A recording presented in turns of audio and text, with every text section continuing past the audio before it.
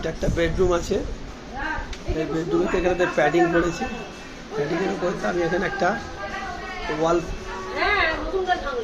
আপনার এটাকে বলে ব্লাইন্ড দেখছি, ফল সিলিং।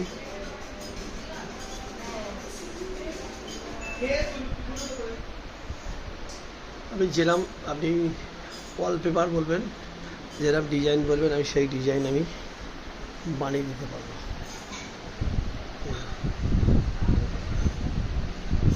এখানটা দেখুন ওয়ার্ড্রপ করেছি, স্লাইডিং ডোর একদম উপর অবধি। এই যে উপর অবধি দেখছেন বাংকার, এই যে দেখছেন দরজার পাল্লার সাথে ম্যাচিং করে দিয়েছি, যেখানে ড্রেসার করে দিয়েছি।